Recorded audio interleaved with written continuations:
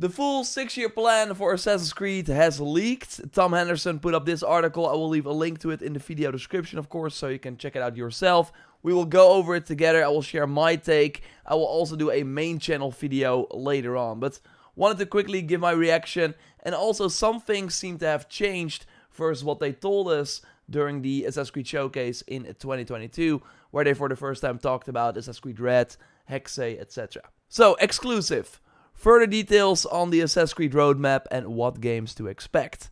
I want to scroll down here and start here. At the moment, Ubisoft has an Assassin's Creed strategy for the next 6 years, where it's expected that the franchise will have at least 9 more Assassin's Creed games. 2 RPGs, 3 remakes, 1 smaller experience, 2 multiplayer games, and 1 mobile title. That's a lot. But Ubisoft's strategy moving with Assassin's Creed is to capitalize on the brand as much as possible while giving players as many new experiences as they can. Strategically, the current plan is to release a traditional mainline RPG every 2 to 3 years with smaller experiences and remakes in between.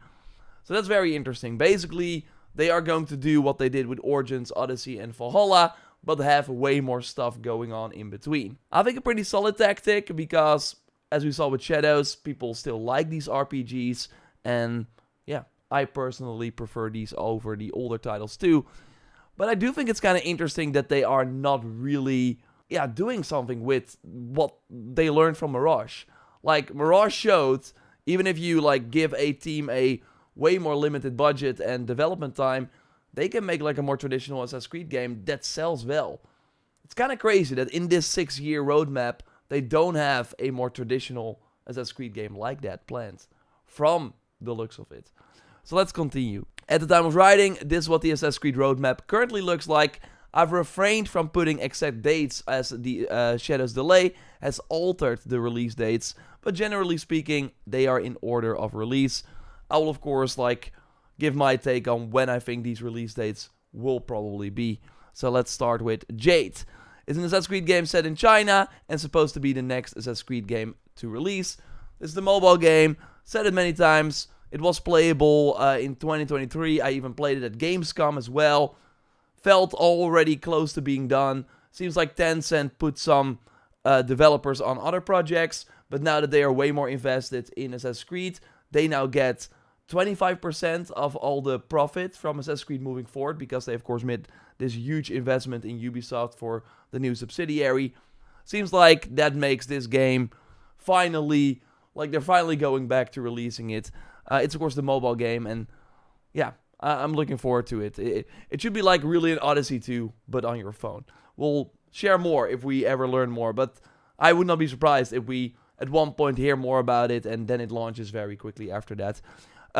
Real quick, by the way, the Assassin's Creed Netflix game, codenamed Mask, has likely been cancelled. They wanted to do in the Netflix app, also sort of mobile game, but yeah, that has been cancelled. I think even the Netflix boss was like, I don't know anything about the Netflix Assassin's Creed game, even though Ubisoft announced it during that Assassin's Creed showcase as well. Then we go to Invictus, is the working title for an Assassin's Creed Fall Guys inspired game, where players will compete in matches of 16 players. If Invictus aligns with internal expectations, there's around a 5-year plan for support and updates already penciled in. I mean, I don't think that's maybe weird for live service games. You need to have that post-launch plan, obviously. Of course, internal expectations for all the free-to-play games that Ubisoft has done. I would imagine this is a free-to-play title. They all did not meet expectations. That's why Roller Champions, X Defiant, Hyperscape, etc. all died. We will see. Personally, a Fall Guys inspired Assassin's Creed, it doesn't really make me excited whatsoever. So I think this is the least exciting game that they got planned. But I would love to be proven wrong. Maybe they show it and it looks very cool and very fun. So we will see. Obsidian, this is the Assassin's Creed Black Flag remake. I think they will probably go for the remaster title like Oblivion, and then have way more than you would expect from a remaster to kind of go above expectations instead of calling it a remake and then people being like, oh, it's not really a remake, etc. We will see. It's rebuilt in the new Anvil engine, so that we saw in action, of course, with Shadows. Obsidian is expected to launch around the same time as Invictus. So What we heard is end of the year for both the games. I would be shocked if they launch both at the end of the year. But now that GTA, of course, has been delayed, and it seems that Ubisoft does not have any other 2025 game coming out, like a big game. I think Black Flag will be out in November. They might shadow drop it. That's, of course, also based on the Oblivion sort of learnings, but we will see. But yeah, I'm looking forward to it. Then, the next big game, like a new mainline title, Hexe. Originally codenamed Neo, Assassin's Creed Hexe is still a working name, so it might end up being called something different. Is scheduled to release after Shadows support ends. Shadows is scheduled to have 2 years of DLC support, and Hexe will have 1 year of DLC support. So, of course, Hexe, made by the Valhalla, Origins, Black Flag team, or basically Ubisoft Montreal, and the people that are still around that worked on those games. The creative director is the one who did Watch Dogs Legion, and yeah, it should be a different type of game. It should not be an RPG. Still cool that they are planning to support it with DLC, but obviously that game is not about grinding gear and like new game. Well, maybe they will do new game plus, but like it's a different type of experience. So I think it will be more focused on like really story expansions and maybe not a lot of free content. But yeah, more mythical focused. We have a main character, female for the first time. One character can turn into rats, it seems, like a kind of Dishonored style. I'm really curious. They want to try something new. I think that is what the series also kind of needs. I mean, I like Shadows, but yeah, it is more of the same, obviously. So yeah, this is really going to be an important game, and this will be the longest game in development ever. Like, they worked on this after Valhalla, so 2020 going into 2021. So by the time it comes out, because I think this is still at the end of 2026, it will be in development for 5 years. We've never seen an Assassin's Creed game with a development time for that long. So that's, I think, already exciting. But I do think the Shadows scheduled to have 2 years of DLC support is very interesting, because if we go here, so this was from around that Assassin's Creed Showcase time. They also were, like, some press websites were able to interview Marc-Alexis Cote, the kind of boss who oversees the full franchise. So what he said is, Hexe is a bit further out and will live concurrently to Red eventually. One of the biggest things that we learned with Origins, Odyssey, and Valhalla is that we don't need to come out with an RPG every year. These games have much longer tails and can sustain engagement and interest of players for a long period of time, especially if we support them well through our post-launch efforts. So, with Hexe being at the end of 2026 likely, like, first Shadows was of course planned for the end of 2024, so that's why I always thought, okay, Shadows is gonna have 3 years of post-launch like support, even longer than Valhalla, because it's gonna live concurrently with Hexe. Hexe will come out, and we will still have DLC or free content for Shadows. But what Tom Henderson is now saying is that they are seemingly stopping Shadows, putting all the focus on Hexe, and then we won't have Shadows stuff. Of course, maybe if Hexe, again, I think it's still a holiday 2026 title, and Shadows does have 2 years of support, it does mean they overlap a bit, but I thought they would really, with the Animus Hub, have multiple games running at the same time, but that does not seem to be the plan anymore. It does seem that, okay, we have Shadows, final update, all our focus again on Hexe, kind of what they did with Origins to Odyssey, Odyssey to Valhalla, etc. I don't know, it's gonna be interesting, but we will have to wait and see. But 2 years is shorter than I expected. Tinfoil hat here, maybe that's why the DLC Claws of Awaji is way later than we kind of wanted. I would be surprised if the DLC support is shorter than they first had planned, and that they, yeah, kind of canceled some things because maybe they're not, like, yeah, of course, Shadows had kind of a rocky pre-launch. We will see, though. But, yeah, that's at least what Tom Henderson is reporting here. This is very interesting. Scarlet. Scarlet is the next big RPG after Shadows and will release after Hexe support ends, 1 year. I have not been able to pinpoint further details on what this game is, but it has been greenlit and it's entered production. My speculation is that it's the Assassin's Creed Nebula, which is the game that will take place in 3 different settings: India, the Mediterranean, and the Aztec Empire. So, multiple reasons why this is very interesting. For one, it seems that right now, so we have Shadows now, seems that the next RPG is already 3 years from now or less. Like, Shadows got delayed, obviously, but I don't think that we now expect every Assassin's Creed game to launch in March. They want it at the holiday season. That is the best time to launch these big, sort of mainstream products. Assassin's Creed is a Christmas game. So I think Scarlet is probably the holiday 2027 game. So that's pretty exciting to me that we don't have to wait that long for another RPG after Shadows. But I don't think this will be as big as Shadows unless they changed something and put way more resource into it than they first expected. So if we go over here, Eurogamer was also able to talk to Marc-Alexis Cote during that Assassin's Creed showcase, and here he talked about Ubisoft Sofia, and Ubisoft Sofia is seemingly the developer behind Nebula that they now turned into a mainline RPG, because this is what he said back then. I want our studios to have contributed wonderful ideas to the franchise. Like, I keep using Ubisoft Sofia as an example. They built Assassin's Creed Rogue, something incredible with the Valhalla expansion Dawn of Ragnarok, and many other gems like their DLC for Origins, Curse of the Pharaohs, which is still one of my favorite DLCs of all time. Which was also brilliantly, yeah, for sure. So can a studio like Sofia impress our community with a project that's not necessarily a 150-hour-long project?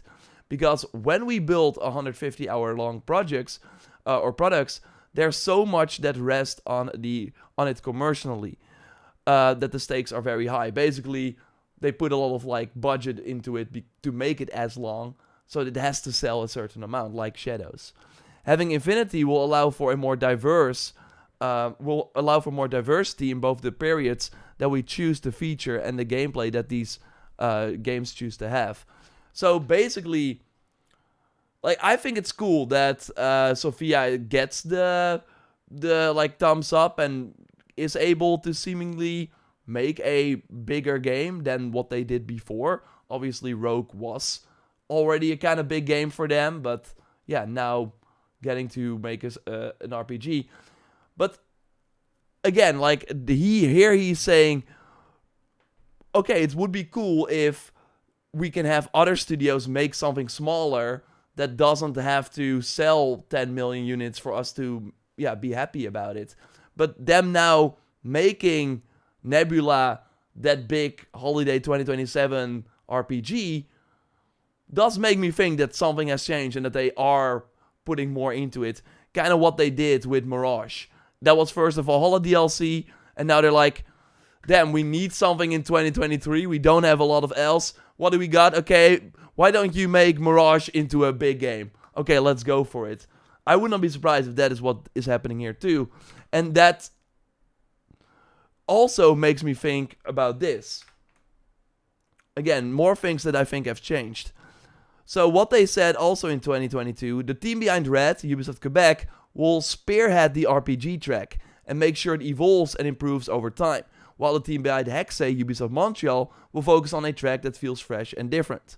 This way, Assassin's Creed can focus on the one type of game at a time, meaning that if Ubisoft Quebec wants to develop another Assassin's Creed RPG in the future, they will be able to implement all the lessons and feedback they gained from Red. That is true. If Ubisoft Quebec is making all the RPGs from now on, they can look at all the feedback from Red, and hopefully we will not have a situation that we have right now with the Assassin's Creed Shadows post-launch, where it feels like we are seeing the same things over and over again. They're adding the same things that the other games added post-launch too. Why not have those at launch? Why be surprised that we are asking for them, because we've done that multiple times over? So that makes me hopeful for the next RPG Ubisoft Quebec makes. But we now know that they are not making the next RPG, it's Ubisoft Sofia.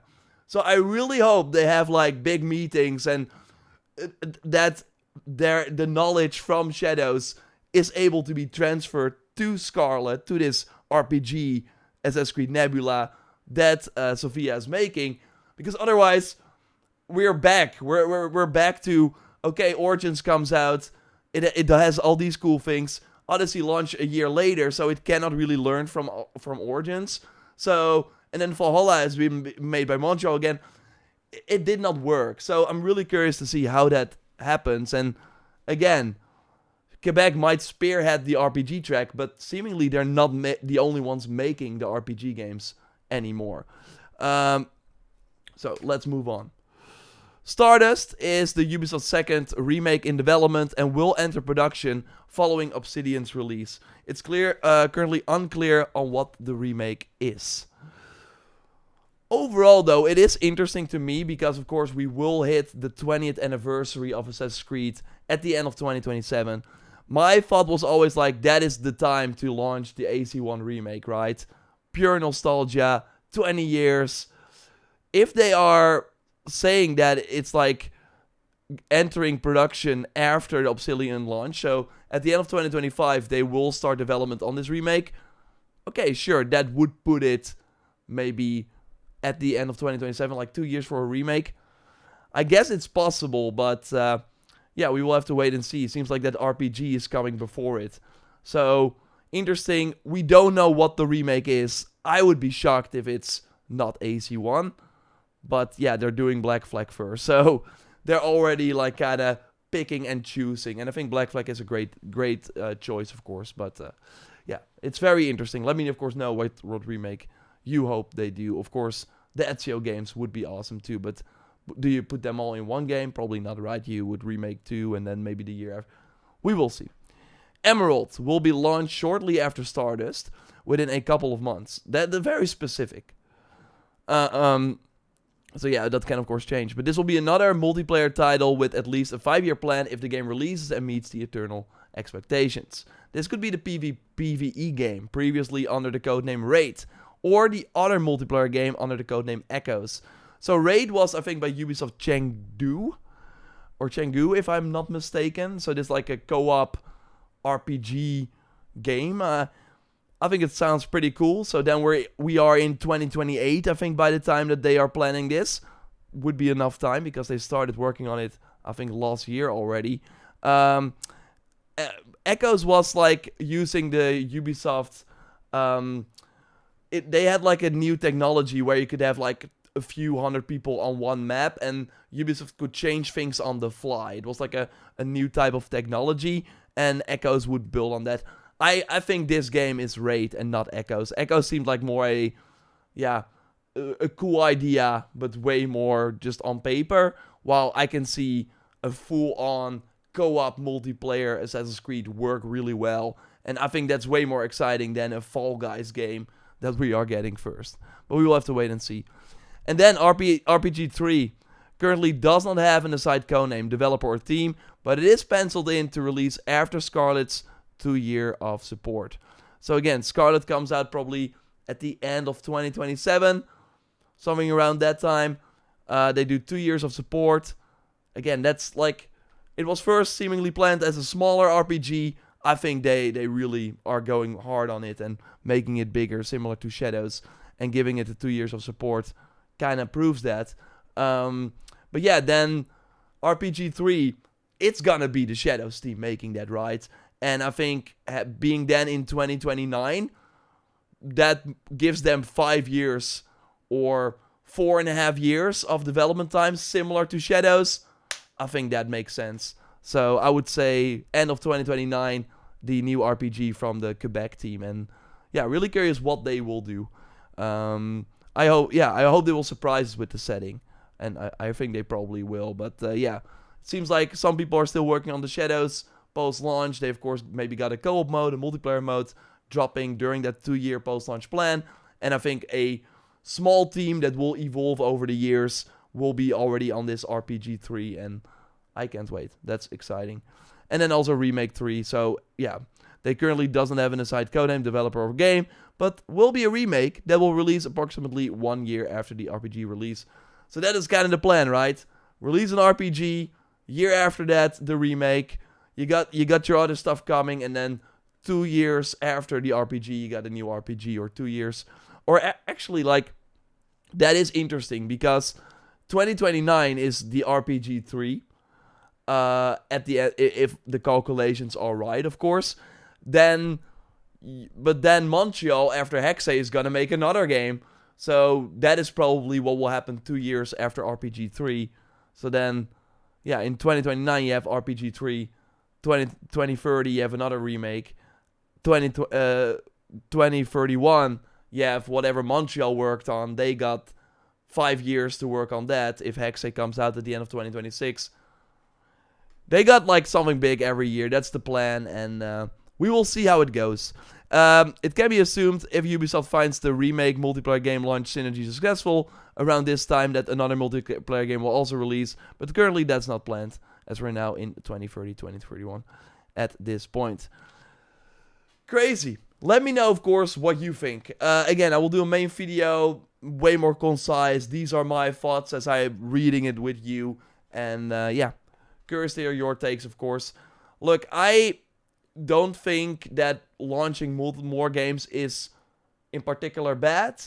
I mean, you could argue that Call of Duty is already doing that too.